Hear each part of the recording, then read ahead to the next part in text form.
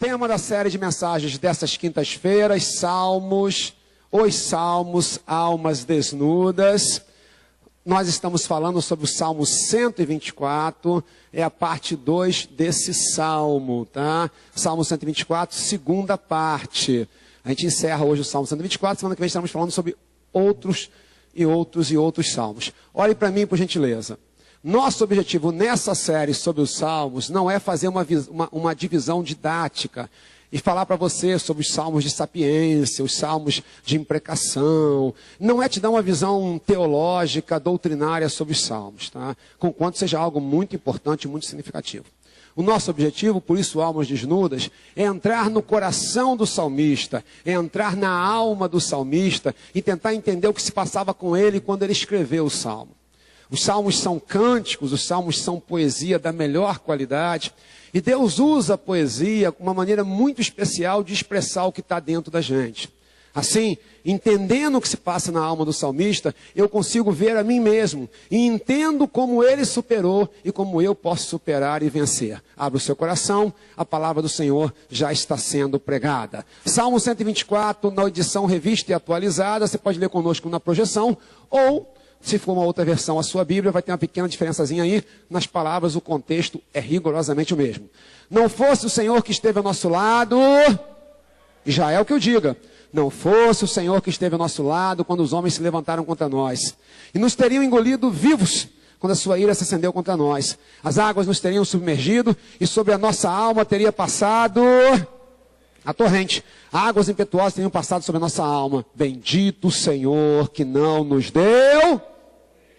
cascadura, não nos deu por presa aos dentes deles. Salvou-se a nossa alma como um pássaro do laço dos passarinheiros. Quebrou-se o laço e nós nos vimos livres. Sua voz e sua fé juntos. Versículo 8. O nosso socorro está em nome do Senhor, Criador do céu e da terra. Senhor, derrama o teu poder, a tua graça. Fala conosco. Realiza o teu querer em nós. Em nome de Jesus. Olhe comigo, diga em nome de Jesus. O que vier de Deus, eu recebo. O que não vier, eu rejeito. Diga amém, queridos. Bom, a primeira parte hoje, não vou voltar a falar o que eu já falei na semana passada. Se você quiser, adquira aí no DVD, entre no site da igreja, descubra lá a mensagem, tá? Eu não tenho como voltar. Eu queria falar sobre as metáforas da dor. Primeira parte, fale comigo, diga assim, as metáforas da dor, fale. A gente não sabe em que momento o salmista estava, que momento específico da vida do salmista ele estava, quando ele escreveu o Salmo 124. Supõe-se que foi no momento em que Davi tinha tomado posse no trono, tinha sido empossado rei, e ele estava sendo atacado por filisteus de tudo quanto era lado. Supõe-se. É possível que seja, porque ele faz uma menção a águas que inundam, então é possível. Mas mesmo que não seja, eu sei de algo. Eu sei que o salmista estava num momento de profunda dor, mas de profunda agonia, a tal ponto que as palavras não eram suficientes.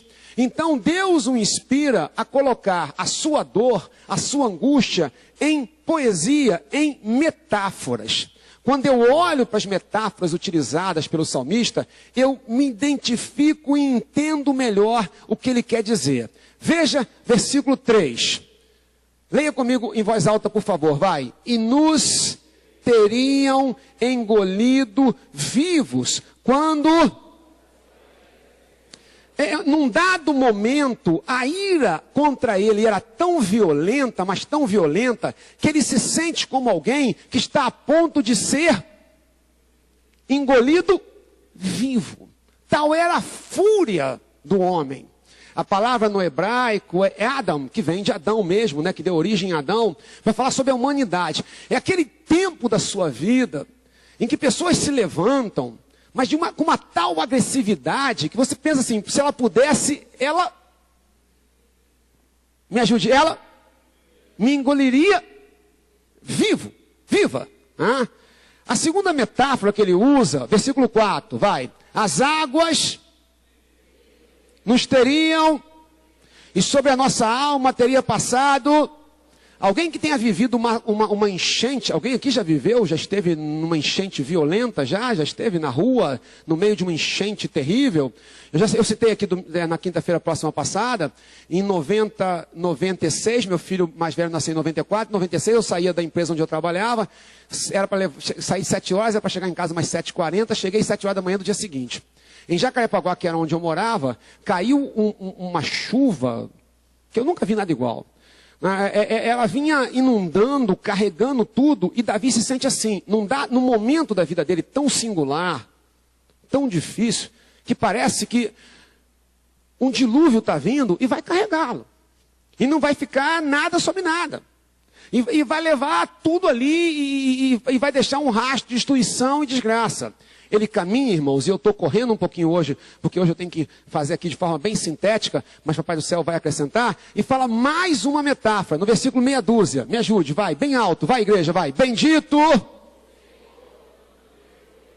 Agora, ele se imaginou como fosse ser engolido, como se fosse ser carregado pelas águas. Agora é como se fosse uma besta fera, algo que prendeu você no meio dos dentes. Ele sente preso a ponto de daqui a pouco de ser trucidado. Tal é a ferocidade, tal é a raiva, tal é a ira daqueles que se levantaram contra ele. Eu vou falar daqui a pouquinho mais um pouquinho sobre a questão da metáfora, mas eu preciso caminhar aqui para a segunda parte, falando sobre a certeza da salvação. Fale comigo, vai. Assim, a certeza. E o que é espetacular aqui agora é que o salmista olha para trás. E ele, olha só, ele vê ira, ele vê ódio, ele vê desejo de acabarem com ele, mas ele não olha com um olhar amargurado. Ele olha para trás e fala assim, não fosse o Senhor que esteve ao nosso lado. Por quê? Porque apesar de tudo aquilo, ele sobreviveu, ele venceu, porque Deus estava do lado dele. Ao olhar para trás, Davi consegue ter um olhar para frente. Versículo 8, não é? Solte a voz e a fé aqui comigo. 8, vai. Criador, o Deus que criou os céus e a terra, o Deus que não me deu por presa aos dentes deles, é o mesmo Deus que hoje vai me preservar e me preservará no futuro. Eu busco o passado, irmãos. Isso é coisa de crente. Quem é crente em Jesus, diga aleluia aqui agora. Perdão. É olhar para o passado e buscar no passado dores, angústias, mas não como motivo para uma depreciação, para uma depressão, para uma prostração, mas exatamente o oposto. Deus me salvou lá, Deus me salvará lá na frente de novo. E ele tem consciência de onde virá o socorro. Uma pastora, eu fui abandonado pelo meu marido, eu fui abandonado pelo meu pai, eu fui abandonado pela minha mãe, eu fui abandonado pelo meu pastor. Querido, eu entendo, eu não estou fazendo um pouco caso disso, eu não quero de forma alguma tentar diminuir a dor de ninguém, tratar com descaso a dor de ninguém, mas há um olhar cristão sobre tudo isso. Eu fui abandonado por tudo, mas o meu socorro está no Senhor, é dele mesmo, sempre foi.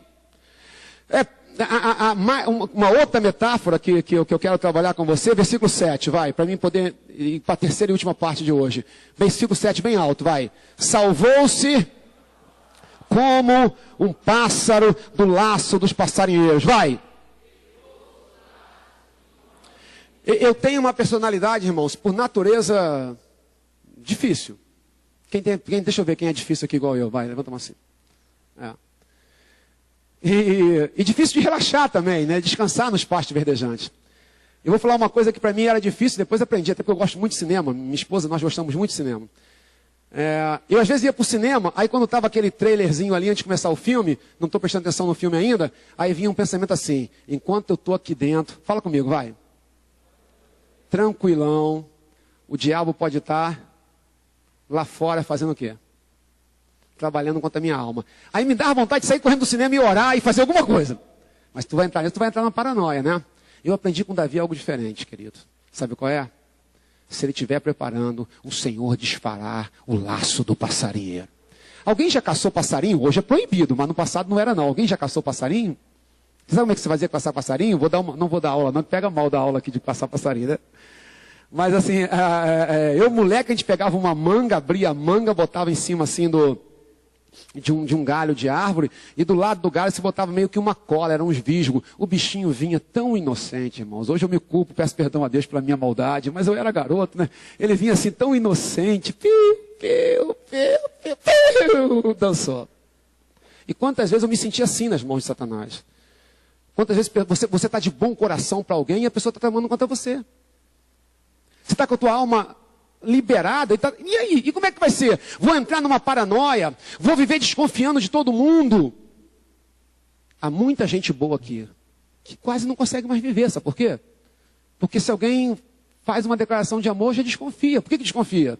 Porque no passado fizeram declarações de amor e traíram. Mas como é que eu vou viver desse jeito? Versículo 7, solte a voz e a fé comigo, vai. Como um pássaro do laço dos pássaros. Me ajude, vai, povo de Deus, vai. Quebrou-se e nós nos vimos livres. Agora eu tenho condição de entender, amados, e a terceira e última parte, a metáfora que eu guardei para o final, tá? E quero falar sobre uma meta escondida de Satanás. Fale comigo assim, uma meta. No versículo 5, leia em voz alta o versículo 5 comigo, por favor, vai. Águas. Mais uma vez, por favor, vai. Águas. No original, a palavra é shatap. Eu não falo hebraico, irmãos, mas tem dicionário, bons dicionários de hebraico para a gente consultar, né? A palavra é shatap. Fale comigo, vai. E o shatap, conquanto tenha sido muito bem traduzido aqui na revista e atualizada, como águas impetuosas que tenham passado sobre a minha alma, mas o shatap no original, ele dá a ideia de escavado a minha alma. Fale comigo, vai. Pense, Friburgo, o pessoal conhece Friburgo, eu fiz uma citação a Friburgo. Há alguns anos atrás teve uma enchente absurda em Friburgo. Até hoje você vai lá, ali naquela área do teleférico de Friburgo, ali por ali. Até hoje você vai lá, a montanha, ela foi, me ajude. A água não veio só levando tudo, ela veio trazendo tudo e veio fazendo um rasgo. Você consegue visualizar? Diga amém se você vai visualizar. O efeito, entenda uma coisa, muitas vezes o ataque que vem aqui, ele tem um fim aqui na frente. Se o diabo puder, ele vai tirar você da casa de Deus. Se o diabo puder, ele vai acabar com o teu casamento. O ladrão vem somente para, João 10:10, matar, roubar. Se puder, ele vai matar. Mas se ele não puder, ele vai tentar pelo menos destruir ou roubar.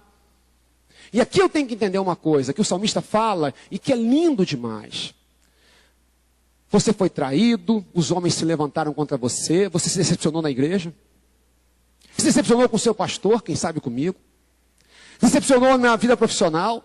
Se decepcionou na vida afetiva, amorosa. Se decepcionou no casamento, sei lá onde. O diabo queria tirar você da igreja, não conseguiu, você está aqui. Dá uma amém aí, vai. Queria te prostrar, não conseguiu, você vai trabalhar. Queria que você abandonasse lá a família, não abandonou, você está lá, quem sabe, no casamento. Mas cuidado, porque isso só não basta. Não basta só ter ficado no casamento. Se não ficou, Deus é poderoso para restaurar. Mas se ficou, também não basta ter ficado. Não basta ter ficado na igreja, querido. É preciso confiar em Deus, crer que o diabo não vai conseguir esse efeito colateral, que é qual? Fazer com que eu fique, mas com uma alma escavada. As pessoas permanecem na igreja, mas a alma está, me ajude, escavada. Virou um buraco. Virou um buraco. Ela vem, ela vai, mas na verdade, ela está escavada. E o grande brado de vitória de Davi, e por isso nós nos vimos livres, é que eu sofri, eu chorei, eu padeci, mas ficou para trás, eu venci, e o que o mal escavou, Deus preencheu com o Espírito Santo. Eu não tenho tempo, irmãos, Papai do Céu vai acrescentar, semana que vem eu volto, tá? E vou falar mais um pouquinho sobre o Salmo 24, 124. Não ia falar, mas vou ter que precisar falar, que tem algumas coisas que eu não vou conseguir falar aqui hoje. Olhe para mim. Não basta apenas o diabo não conseguir me tirar da igreja.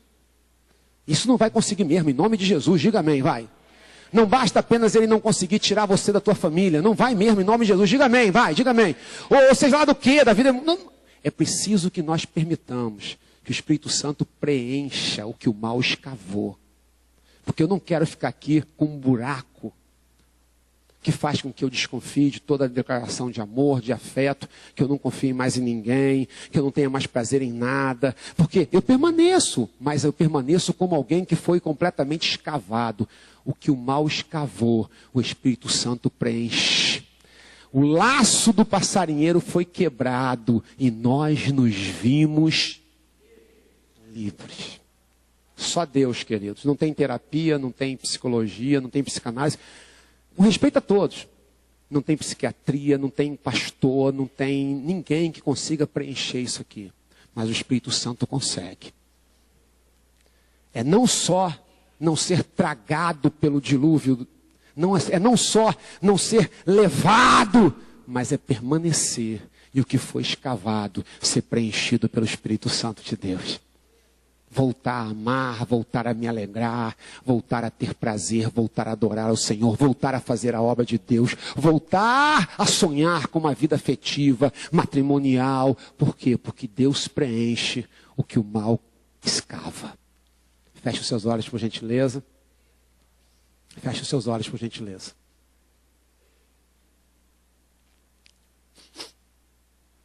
Em algum momento você foi escavado. Eu não vou prolongar esse apelo. Vou falar uma vez só. Fique de pé que nós vamos orar para o Pai do Céu preencher.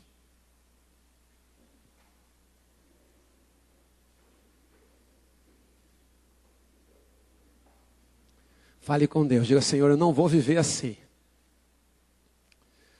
Como alguém que tem uma cratera na alma. Como alguém que tem uma cratera no coração. Papai do Céu, Tu és Deus Todo-Poderoso. Se não podemos impedir que os homens se levantem contra nós, se não podemos impedir o que julgamos como injustiça, se não podemos impedir o abandono, a decepção, a traição até, nós podemos, Senhor, ter a certeza que Tu quebra o laço do passarinheiro e nós, Senhor, nós encontramos a Tua liberdade. A Tua libertação. Em cada coração, em cada alma, preenche os espaços, Deus. Quebra todos os grilhões e ser exaltado. Em nome de Jesus, o povo de Deus diga. Obrigado, querido. Você pode sentar.